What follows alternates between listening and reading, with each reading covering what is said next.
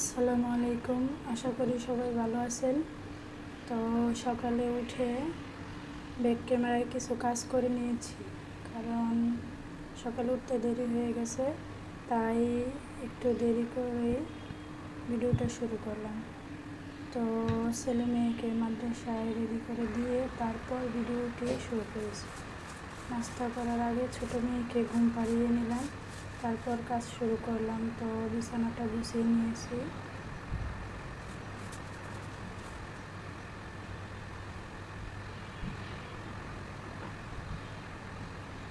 তো তারপর দেখলাম পাখির পানিটা পাল্টাতে হবে। তো এখন বিছানাটা ভালোভাবে গুছিয়ে পাখির পানিটা পাল্টিয়ে দিব এবং খাবারের থালাটাও নোংরা করে ফেলেছে, এটা পরিষ্কার করব।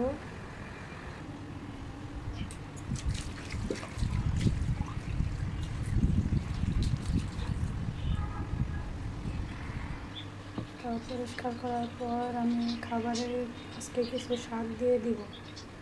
এখন অনেক গরম পড়েছে, তাই পাখিকে হালকা পাতলা সবজি খেতে দিতে হবে, কারণ পাখির খাবারে সূর্যমুখী ফুলের বীজ দেওয়া হয়, এটাতে প্রচুর পরিমাণে অয়েল থাকে, আর তার জন্য পাখির গরমে সমস্যা হয়ে যেতে পারে। তাই পাখির খাবারে 2 থেকে 3 দিন পর শাক সবজি খেতে দিতে হবে। তো বারান্দায় কিছু গাছ লাগিয়েছিলাম, রোদের তাপে গাছগুলো নষ্ট হয়ে গেছে, তাই উঠিয়ে ফেলেছি। মাত্র 2টা গাছ রেখেছি, তো জানি না এই দুটো টেকে নাকি। তো তারপর ঘর ঝাড়ু দিয়ে নিব।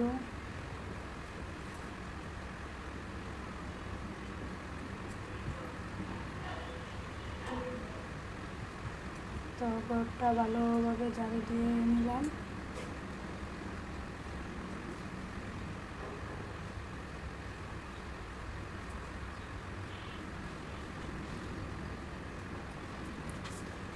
ঘরটা ভালোভাবে ঝাড়ু দিয়ে নিলাম। তো ঘরটা ঝাড়ু দেওয়ার পর ড্রয়িং রুমটাও ভালোভাবে ঝাড়ু দিয়ে নিব।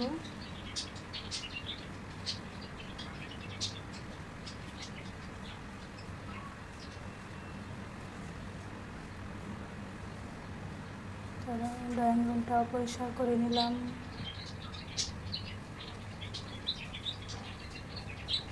সকালে উঠতে দেরি হলে কাজের অনেক সমস্যা হয়ে যায়, তো সময় মতো কাজ করে ফেলতে পারি না। আবার দুপুরে ছেলে মেয়ে চলে আসবে তাড়াতাড়ি মাদ্রাসা থেকে, তো 12টার আগেই রান্নাবান্না শেষ করতে হবে, তাই জন্য একটু তাড়াহুড়া করছি।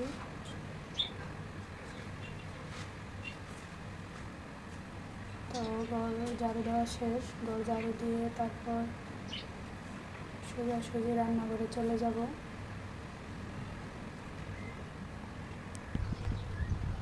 তো সকালের কিছু খাবার বাকি হয়ে গেছে, ওইগুলো এখন মেজে নিচ্ছি।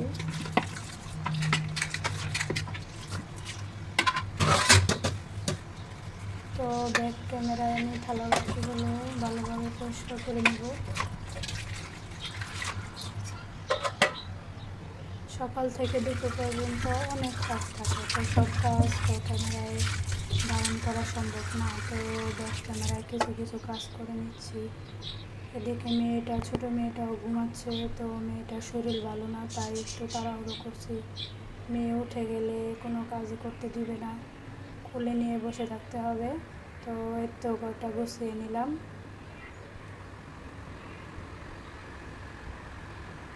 তো মেয়ে ঘুমাচ্ছে, মেয়ের শরীর ভালো না, তো এই তো ঘরটা গুছিয়ে নিয়েছি। আমার ঘরে দেখানোর মতো তেমন কিছুই নয়।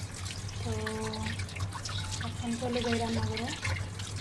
দুপুরের জন্য তেলাপিয়া মাছ রাখছিলাম, রান্না করবো। তো মাছগুলো এখন আমি ভালোভাবে পরিষ্কার করে নিচ্ছি।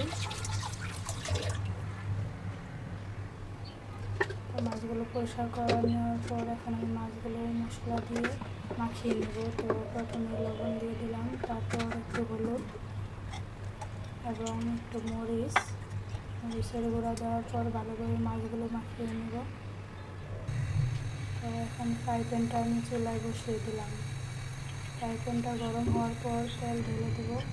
তো তেলটা গরম হয়ে গেছে, এখন মাছগুলো দিয়ে দিচ্ছি।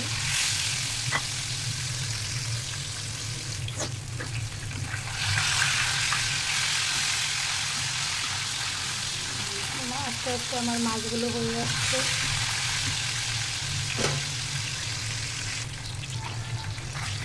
তো মাছগুলো ভাজা হয়ে গেছে, তাই আমি খেয়ে নিচ্ছি।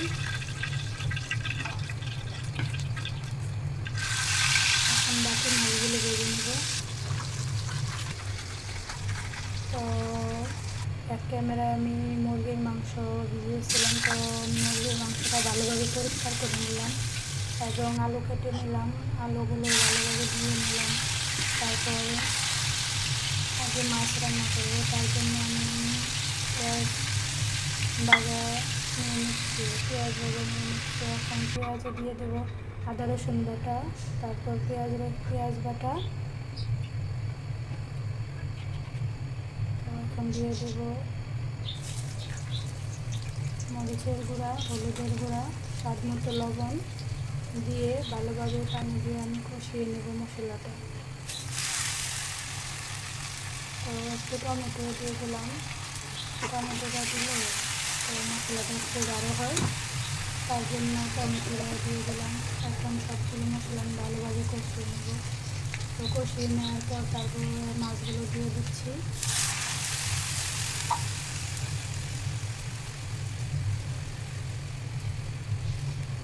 মাছগুলো তো বেশি ঝোলও রাখবো না, আবার একবারে শুকিয়েও নেব না, তাই হালকা একটু পানি দিয়ে দিলাম। তো এখন মাছগুলো আমার হয়ে আসছে। এখন মুরগি ভাজার জন্য আবার ফ্রাই প্যান বসিয়ে তেল ভেজে নিচ্ছি। তারপর আদা রসুন বাটা দিয়ে দিলাম, মরিচের গুঁড়া, হলুদের গুঁড়া, স্বাদ মতো লবণ এবং গরম মশলার গুঁড়া। তো জিরা আর গরম মশলা, এলাচ, দারচিনি সব একসাথে করে আমি গুঁড়ো করে নিয়েছি ভালোভাবে ভেজে, তো ওইগুলো দিয়ে দিচ্ছি। তারপর মশলাটা ভালোভাবে কষিয়ে মুরগির মাংসটাও এখন ভালোভাবে কষিয়ে নেব, তার সাথে আলুটাও দিয়ে দিয়েছি। তো আলুটা মাংসটা কষিয়ে তারপর পানি ঢেলে দিলাম। তো মুরগির মাংসটা আমি ঝোল বানাবো না, তাই হালকা একটু পানি দিয়ে দিচ্ছি, এদিকে ভাতটাও বসিয়ে দিয়েছি। তো আজকের ভিডিওটা এই পর্যন্তই। আমার ভিডিওটা ভালো লাগলে সবাই চ্যানেলটি সাবস্ক্রাইব করে পাশে থাকবেন। তো আল্লাহ হাফেজ।